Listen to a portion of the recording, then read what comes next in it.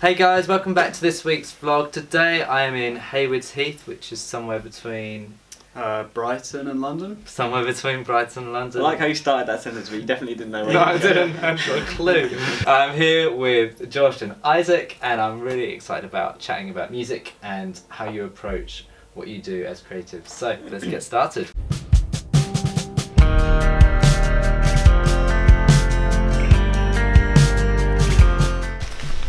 How soundproof is it? It's got like it's pretty good. We practice in here Nice.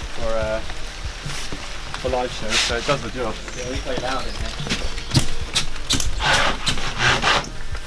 Amazing.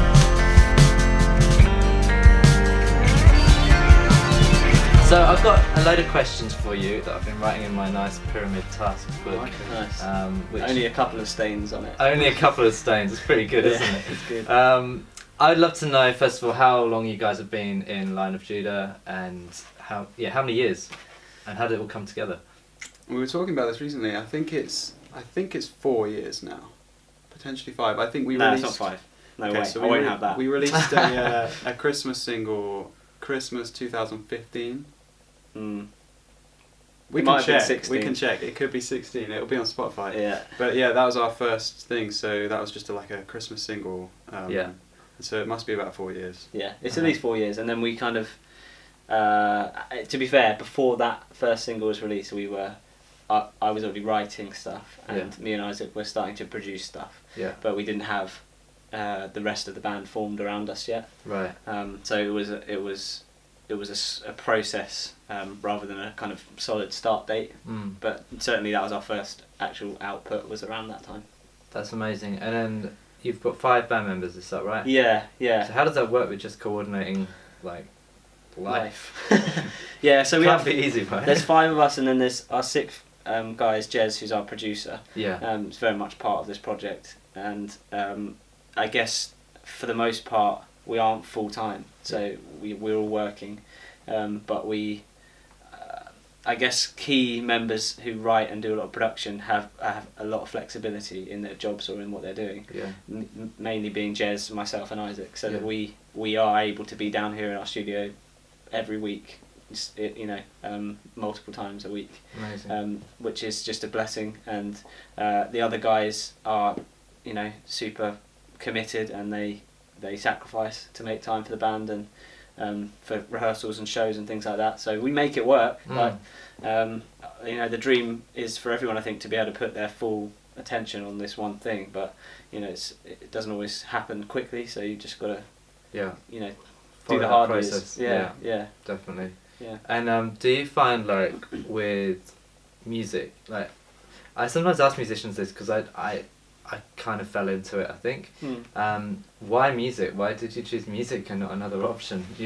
People say to me, why can't you do like an easier job that takes less out of you or whatever? Or pays more. Yeah, and obviously. Yeah. I don't know. I don't feel like I chose music. Yeah, I was going to say the same. I don't even think it was really a choice. Like, the house that we grew up in it's not like either of our parents are professional musicians, but, like our dad has always been massive on music and has always played. And I think just having that influence, for some reason, I had basically convinced myself by the time I was, 14, that I was just always going to be doing music. And that was a stupid decision because, it's hard. It's a hard job. Yeah. But for some reason that was just always the path that I knew I was going to take. And maybe that was just sort of me convincing myself of that. But yeah, it's always what we've done. And yeah, we were I think it's just that combination, isn't it, of opportunity, gifting, and the right people around you that kind of makes you who you are. And like Isaac said, for us, music was a big part of our childhood. Like we had instruments in the house everywhere, and we were always being taken to gigs and I think that, I don't know, there was just a love for playing. And then we both did music at uni, so I think by that point we were kind of like we're kind of committed. We bought in. We were like, this is in like loads of debt. Yeah. So I was like, might as well try at this point. Yeah. But yeah, I mean, what about you? Was it similar? Yeah, I was exposed to it at home. Yeah. I grew up playing violin. Okay. And then picked up the guitar, and we had a lot of people in our little church playing music and playing it quite well. And it was in the middle of nowhere. I grew up in Norfolk, so nothing was going on. You either did something creative or did drugs, and that was that. You know, there was no other option. Yeah. So we just, I don't know, and I'm really determined, so I think I would be really bored if I was doing something really normal. Yeah. And I find it quite hard to kind of keep focused, but with something hard that's really challenging me from an industry point of view, I find that really inspiring as well. So and then you just get into circles with musicians and play with people, and you end up hanging out with people who are way better than you, or more gifted, or have more experience. And I was going to say, like, with songwriting as well, because it's one thing to play an instrument and to play it well, and don't know whether I'm there yet, but none of us are. Yeah, songwriting is like, at some point you start writing your first song or your first ideas down. And when did you guys feel like you were songwriters and not just I'd say that's really rude, isn't it? Not a player of an instrument. Yeah. I now actually create music and write songs. Well, I did songwriting as my degree. Yeah. So I had the intention very much of going into my university experience and my musical life as a writer, and not just as a performer, or even as a kind of certainly not a singer, because I actually enrolled at university in vocals, and then like 2 weeks in I switched that, because I was like, this isn't right for me. Like, I'm not interested in just being a singer. I want to be much more deeply involved in the creation of music than that. And so I've also never really been, I don't think I would call myself a muso.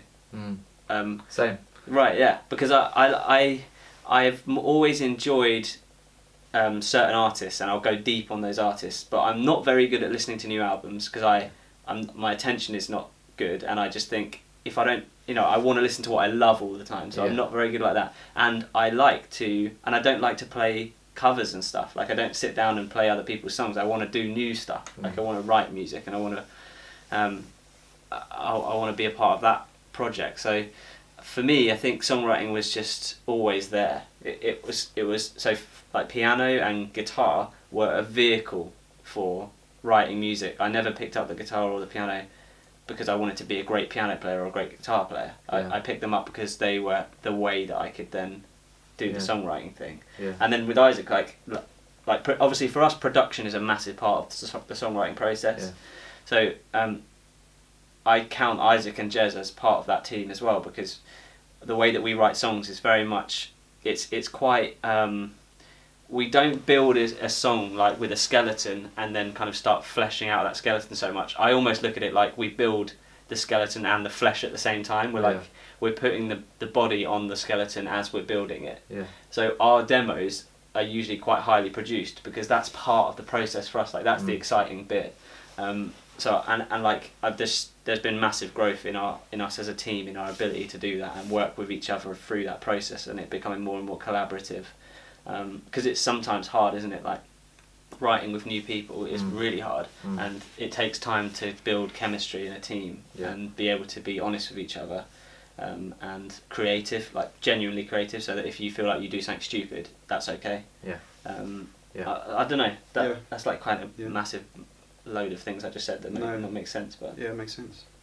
I forgot the question anyway. I don't know. I don't know what the question was, but maybe that answered 5% of it. I think that's a pretty good answer. I like it. Because I find, for me, I've never been, I want to be a professional musician. Yeah. Or like a session musician. Yeah. I really wanted to do art. And art was always my thing, above music. But I always played. And then one day I played on stage at a school, like, must have been an assembly or something, and everyone just like went silent afterwards, and then was cheered, and I was gobsmacked, because I didn't think, I'm just playing, I'm not really trying to do anything. And that's the moment when I think I was like, actually there's something on this. It's not just I don't know, a bit of fun. Yeah. It's actually something could happen for it. And I struggled for years to even believe I could write songs. Like, I write and write and write, but I didn't realise I was actually a songwriter. And I think, have you ever found like, so you said you went to uni and that was the moment when you were like, I'm definitely going to be a songwriter? Or did you have a time before that when you were like seeing yourself as a songwriter? I don't think so. No. For me, it was always like, I always wanted to be a music producer, not just a music, and it's stupid to say not just a musician, because we're all musicians, and like actually those people who are highly skilled at what they do are invaluable. Yes. But yeah, for me it was just always about creating new stuff as well. I don't know about you. Yeah, I don't know, because it kind of comes down to how you define songwriting, I guess, because as Josh said, for us a big part of that is the way we produce.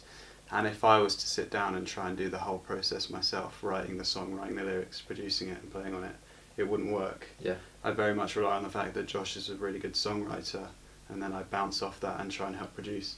So if I was to define it, I would see myself as more of a producer. Yeah. But then for us, that's a part of the process. So, Yeah. I guess in our dynamic in our band, I am more of a songwriter. Isaac's more of a producer. Jez is more of a producer engineer. Yeah.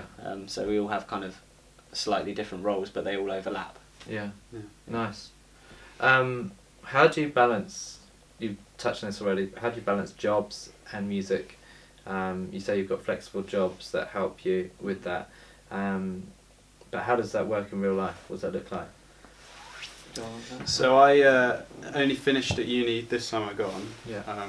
So throughout my kind of college and uni life, I taught as a musician. So I still do that. I teach, but because I'm kind of self-employed, that means I get control over my own hours and how much I do.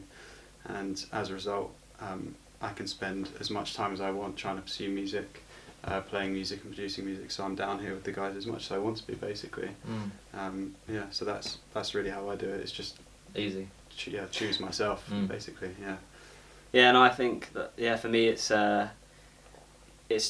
again, God's blessed me with work that can be very flexible, but essentially like the basic facts are it costs me money to come down to the studio, but I'm willing to do that. Like this project for us has never been it's never been about making money.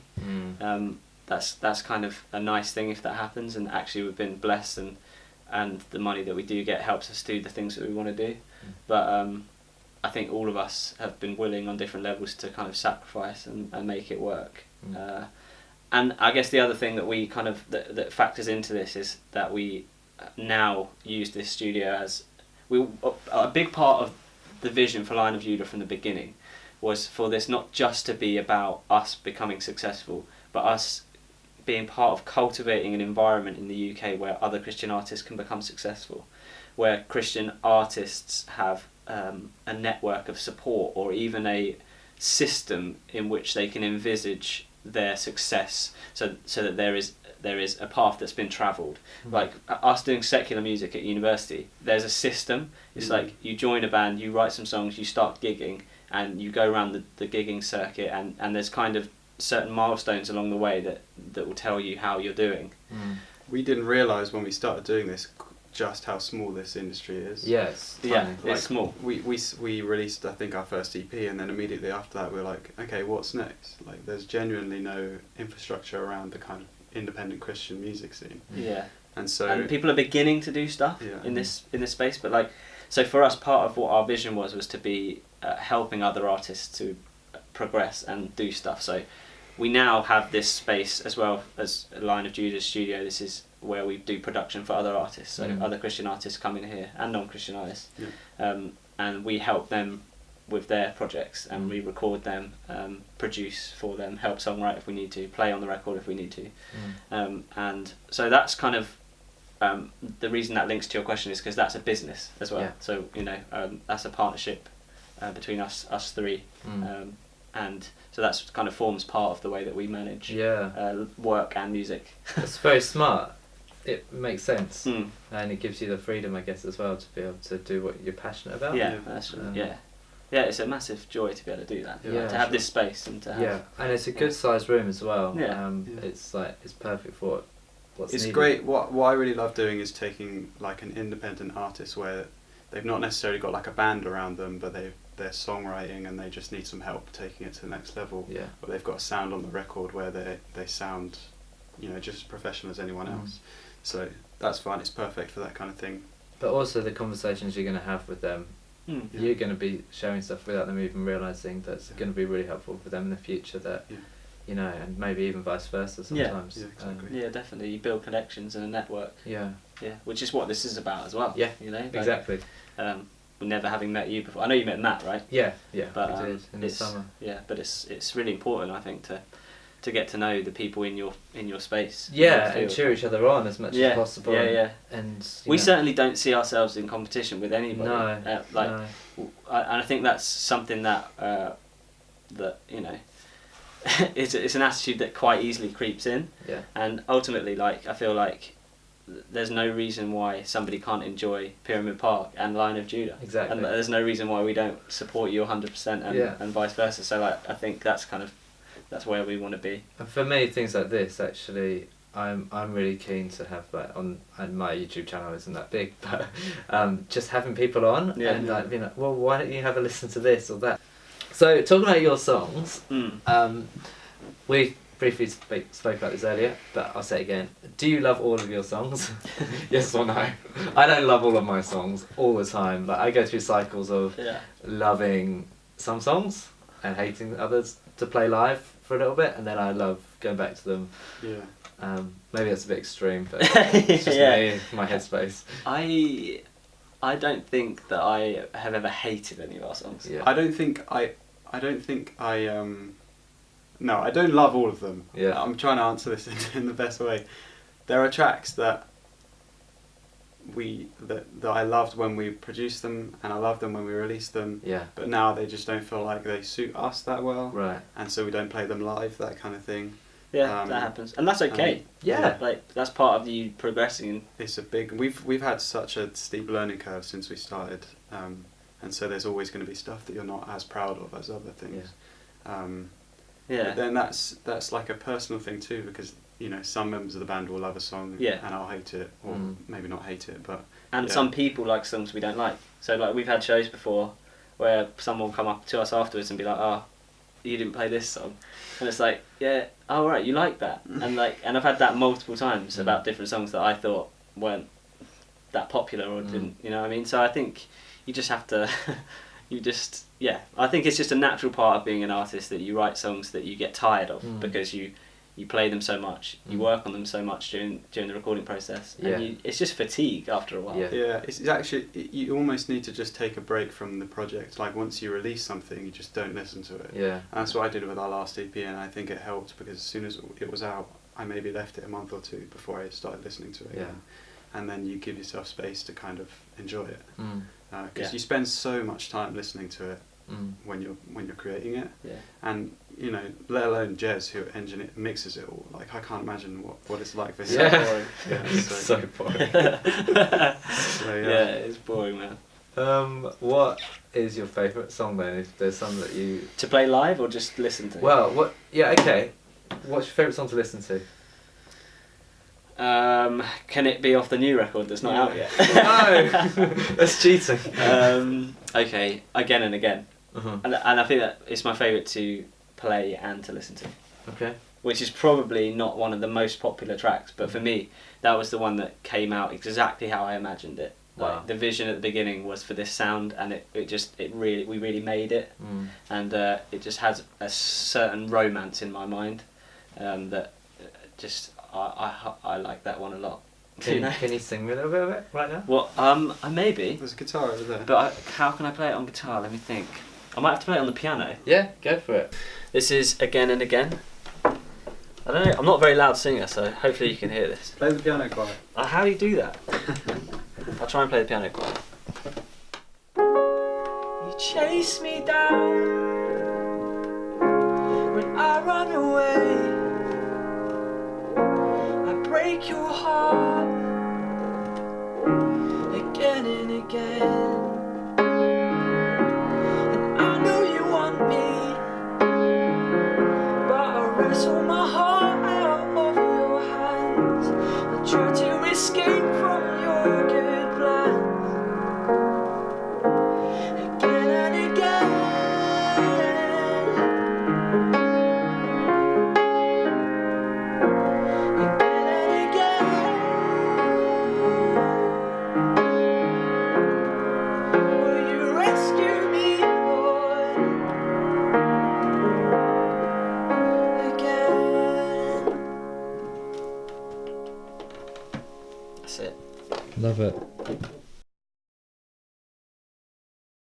what would be a dream for your new material? Just want to win X Factor. Yeah, that's it. I knew it. Okay, no, sorry. Serious answer. Oh man, do you know what? Like, funnily enough, like I've given very little thought so far to what it might do, honestly, because we've been so focused on writing it and recording it and producing it, and all the stuff all the amazing stuff that's happened through that with the people that we've been working with and everything, that I haven't necessarily been like, and this must achieve this, or and I want this many streams, or so I've learned, I think, over the years to trust the process. Like it's something that it's like my mantra for a lot of my life, like in lots of different areas, to just trust the process, and by that I mean we focus very much on doing what we do, and if we do a good job of it, stuff will happen. Like I trust that process now, and the added element for us is the fact that we also trust God with it, and we say, if this EP that we've just recorded and spent all these hours on is only effective or encouraging or helpful in our lives as a band, then that should be enough for us. We should be satisfied with that. But if God in his goodness uses it in other people's lives, that's just extra. So I think like although it's great to have ambition, and we definitely have ambition, like we really do, we really try and temper that with just control the things that we can control, make great music, do our best, do the best that we can do, and leave the rest with God, and just trust the process, because I think that good music does float to the top. It does. And people do listen to it, and it does stuff, and like we've been amazed to see what our music, just to have people message us or talk to us at shows and say thank you and stuff like that's just all extra. That's just amazing. But I never want to. I want to try and not depend on that. I'm sure it's the same for you. Like if you live for the feedback or whatever, it's very hard to carry on in the times where there isn't any of that. Well, and even if it's negative as well. Like, you can't live for that. Yeah. So I think a pure artistic ambition says I don't really care what happens to this. I'm making it because I need to make it, and if God then uses that, and that's amazing. Having said that, I want 2 million streams. Of course. I don't know.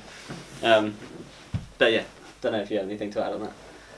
Yeah, I agree with all that, and then I just think one of the things, like we mentioned it earlier really, so it's just repeating that, but kind of adding a catalyst to the industry where we can help others and kind of grow the scene of Christian music and just be a part of that. And that's one of the things that we wanted to do from the start, and so starting the studio, recording other artists, one of those things, and maybe one day it will grow into another sector where we're doing other things to help artists or to help the industry, but just being involved in that way is really fun, and increasing the way that we can help people, other artists.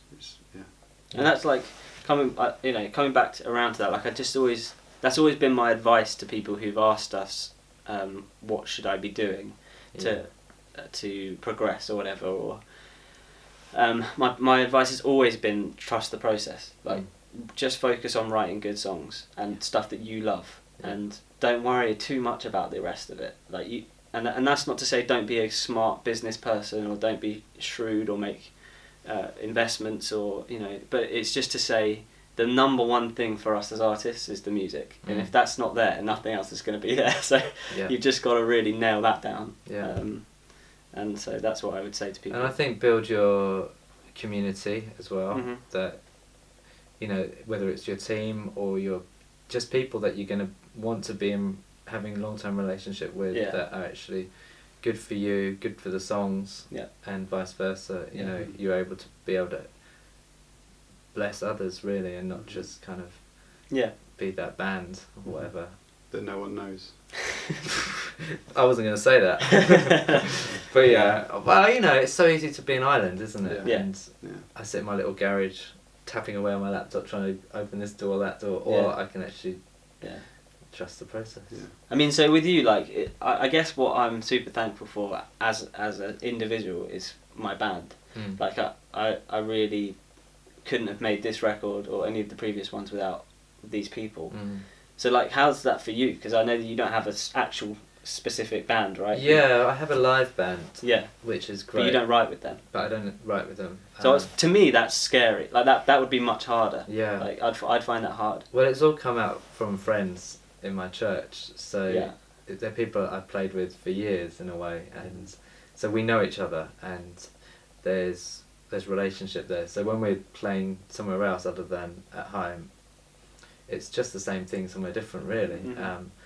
So that's in a way we're like a band, in a way we're not. Yeah. I couldn't do this as a job with a band because it's financially not feasible. That's the tough thing. Yeah. So and I've had to just forge a way, I guess. But I would love to have like people that I could, work with like this as well. Yeah. But yeah, and divide all the other industry stuff that has to be done to just make the thing all the float. admin. All the admin. Yeah. But that's just part of it. I've just got to deal with. I do love, for the way I've gone, I'm okay with it, you know, and as long as I'm connecting with other people, and I'm in community with other people outside of what I'm doing, I'm okay. It's when it starts to become like I'm really on my own and I'm isolating myself, and that's dangerous. And I've done that, and it's not fun. Great. Yeah. It's not fun, Yeah. and you lose the joy, and you stop writing. Yeah. I think so. Where can we find your music? Of course, you've got to ask that question. Yeah. We'll put links below. Yeah.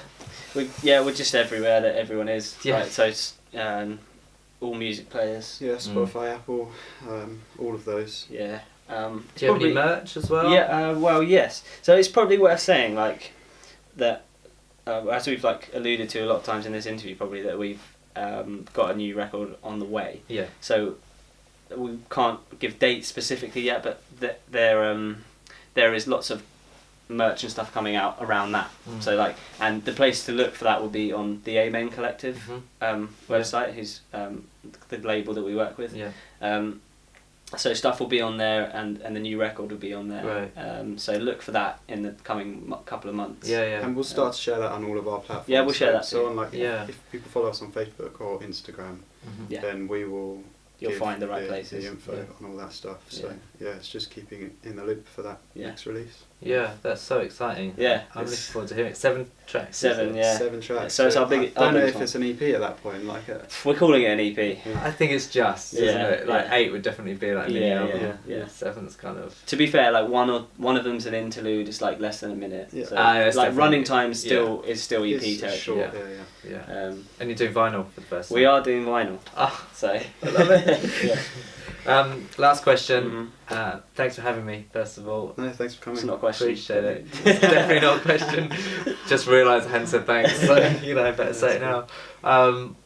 What would you say to your younger self if you were, looking at where you've come to now? Maybe nothing to do with music, but like faith, spirituality, life. I would say trust the process. I knew you were going to say that. I don't know, man. I don't know, because that's like saying, would you change things? That's how I read that question, and I guess you never want to say yes to that, because everything that happens has been there for a reason, and God's used that in your life to change you, mould you, make you into the person you are. So I don't know how to answer that question. That is my answer. That's a good question. I wouldn't change anything. Yeah. I think. Yeah, and I think if you choose something, then you're kind of just reiterating what has happened. So in a way, like I look back on our childhood and think. We're brothers, by the way. Yeah. I know. I know you know, but I don't know if these guys know. We're brothers. I think like we didn't have loads of opportunities as kids to play music, or it wouldn't seem like where we grew up or how we grew up that we would end up doing this kind of thing. And so if I had to encourage myself, my younger self, I would just say, just keep playing music and just do it for God, just do it for God's glory. But that's and for the love of it. Yeah, because we grew up in a small Baptist church. there wasn't drums and there wasn't electric guitars, and we didn't know anyone in any of the Christian industry or what. We still don't. People come to us and they're like, oh, you know this guy, you know that guy, oh, remember that, and it's like, no, don't know any of it. Idea. So I love that. I think that's good. That is one thing that you could look back and be like, just don't worry about any of that. Like just keep going. Just do stuff that you love, and God can use that. You know. Yeah, I like that a lot. Good. That's sort of half an answer, isn't it? It's your answer, right? Yeah, man. Okay. It's my answer. I reckon there's one or two things I would change. Yeah. But yeah, not many. But I think I wasted some time. Right. When I was about 19, 20. Yeah. That I wish I'd have made more use of my time practicing. Yeah, practicing. Yeah. I would say. Oh, I mean, always just that's practice fair. more. That's fair. Yeah. And I just think I probably wasn't as not smart is the wrong word, but I just didn't use my time as wisely as I could have done. But that'd probably be my one thing. What was it like in Norfolk growing up? We're from Suffolk as well, you know. Are you? Yeah. No way. Well, I'm not. Well, I was born in Suffolk. Right. By the time he was born, we were here. Yeah. Okay. Yeah. So all our family is in Stowmarket. Yeah. So, okay. Yeah. like, well, I grew up in Diss, so. Okay. Yeah. So close. That's weird. Yeah, I mean it's just quiet. Yeah. Very. You don't realise how quiet it is until you move away. Yeah. You're like, oh wow. It's so nice to go back to though, because it's a different I place. love it. Yeah. Yeah. Like, I love it. My mum doesn't live there anymore, but when she did Christmases was just. yeah. It's that the kind of best. thing. Yeah. It's perfect. Yeah. Well, thanks so much for coming worries. on. Do check out Line of Judah. Really, I've actually really enjoyed this chat. Yeah, me too. Yeah, it's been fun. And thanks for meeting up with me. No problem. Thanks for coming. Bye-bye. Bye.